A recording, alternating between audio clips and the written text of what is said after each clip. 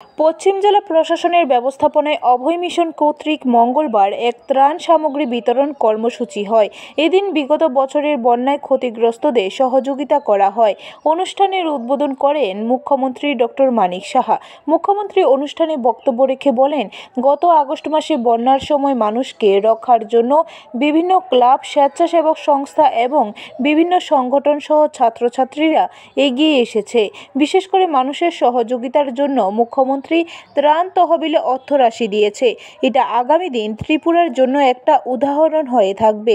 মুখ্যমন্ত্রী আরও বলেন, বন্যার এত প্রভাব হওয়ার পেছনের কারণ হলো রাজ্যের 12টি নদীর মধ্যে জুড়ি নদী ছাড়া বাকি 11টি নদী জল বিপদ সীমার উপর দিয়ে বয়ে গেছে। প্রত্যেকটি জেলার মানুষ এই বন্যায় ক্ষতিগ্রস্ত হয়েছে। তারপরেও এর মধ্যে গোমতী জেলা, দক্ষিণ ত্রিপুরা জেলা এবং সিপাহী জেলা সবচেয়ে বেশি ক্ষতিগ্রস্ত হয়েছে। প্রায় 17 লক্ষ মানুষ। তাদের জন্য 889টি ত্রাণ শিবির খোলা হয়েছিল, কিন্তু অত্যন্ত দুঃখের বিষয়, সেই বন্যায় 38 জন মানুষকে হারাতে হয়েছে।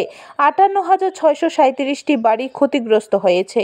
এই অভয় মিশন সম্পর্কে আমি আগেও প্রায়শই কেউ না কেউ যারা ডাইরেক্টলি বা ইনডাইরেক্টলি এই মিশনের সাথে যুক্ত ওনাদের কাজকর্ম সম্পর্কে আমার গোচরে আনত।